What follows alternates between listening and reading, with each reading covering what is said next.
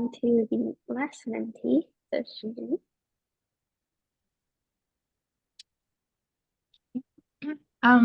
Hi everyone.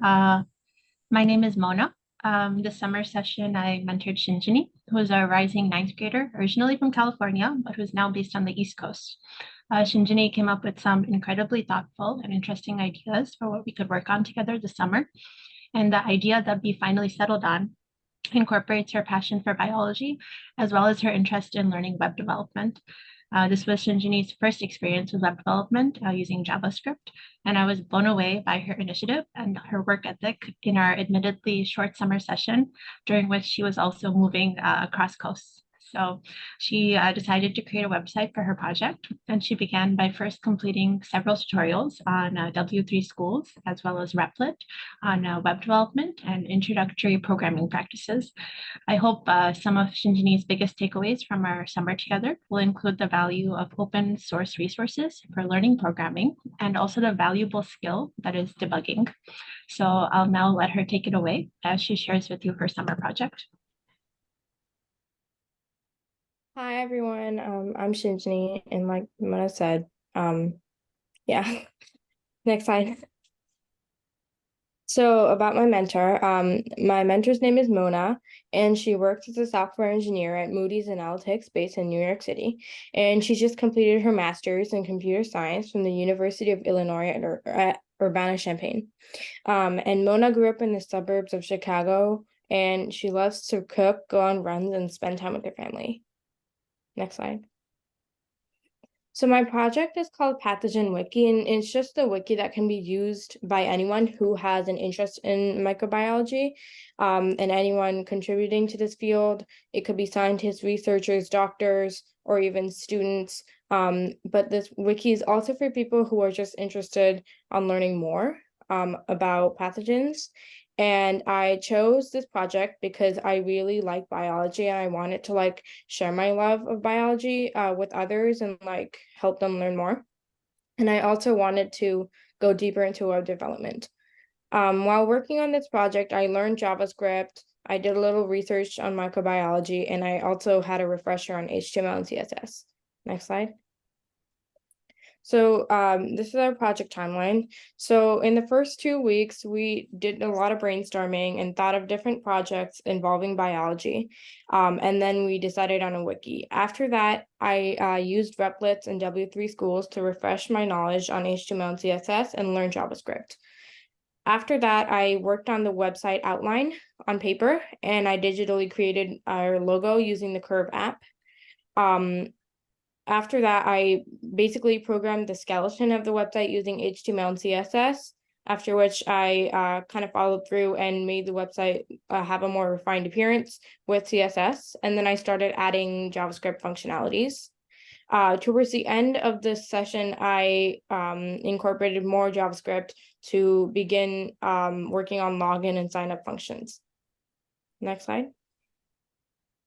So some highlights of my magical experience was that I got introduced to JavaScript, and I was also able to refresh my knowledge on HTML and CSS. Some challenges was learning JavaScript. It's pretty different from Python, HTML, and CSS, which I already know. So there's a lot of syntax differences, and some things were kind of hard to stick to. And I also got a constant reminder that coding and debugging is a lot of trial and error. And sometimes when working on a stubborn bug, it helps to take a break or have someone else take a look at your code. Next slide.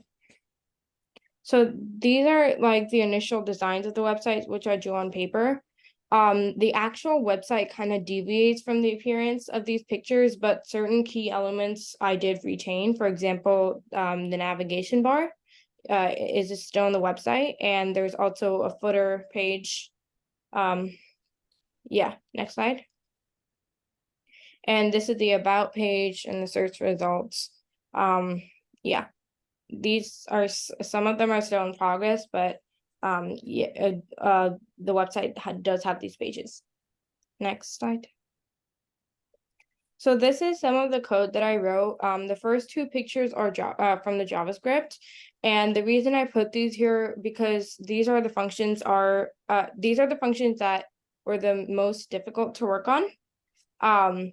so the first picture is basically the JavaScript function that helps people sign up in the website. And the second one is for logging in. So I spent a lot of time working on both of these functions, and they had a lot of bugs that took a long time to debug.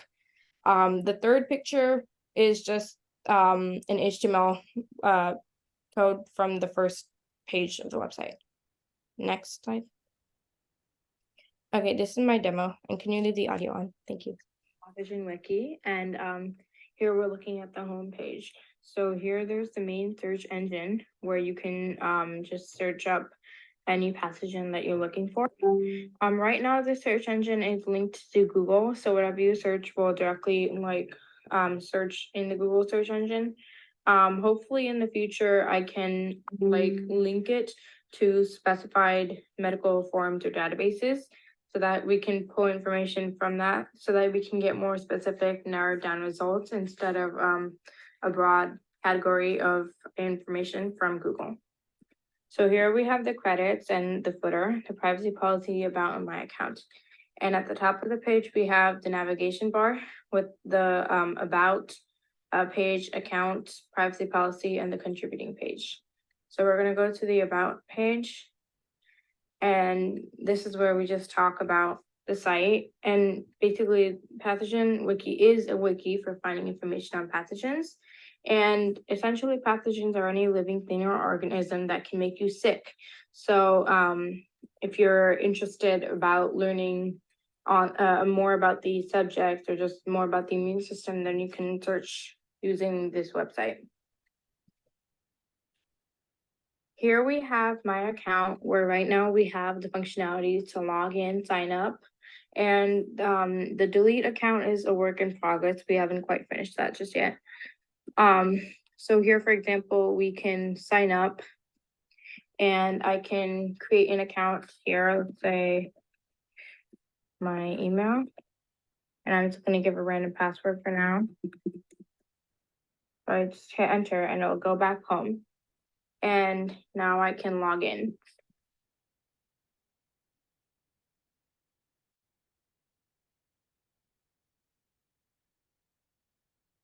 And suppose I want to log in again to see what happens if I mess up. So I'm just going to give a random email, but the same password. And it's giving an alert saying that the email or password is incorrect. I'm just going to log back in to go home.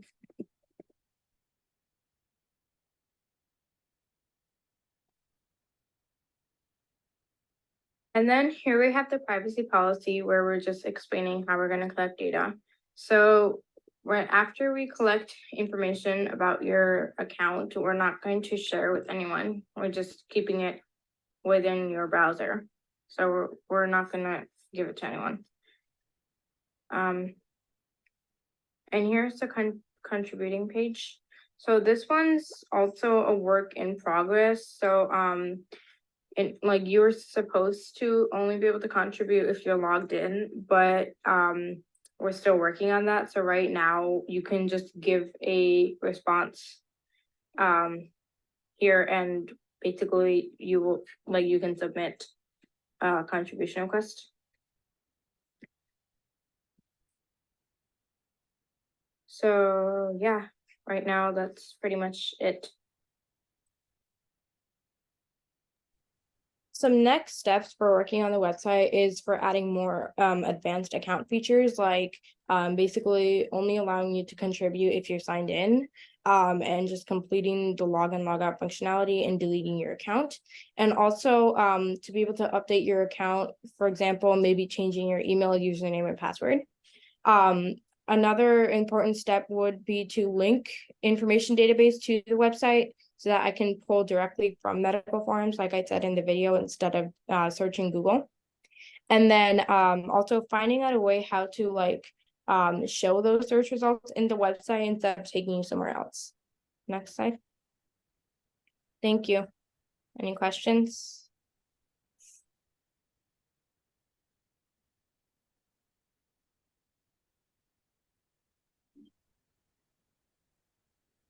What a great way to combine your interest in biology and wanting to work on programming. I'm curious to know, biology is such a broad field. Is there a particular area of biology that you're more interested in? Yeah, so I really like enjoy microbiology, basically in the study of the immune system. So I like learning about like pathogens and how the immune system can deal with it.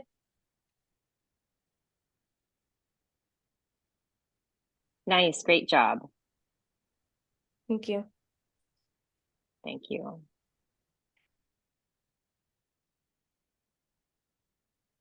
Yeah, awesome work, Shinjini. This is such a cool project, and it's like Jasmine said, like combining your passion for both biology and computer science into a website. That's awesome. Um, yeah, so that closes out the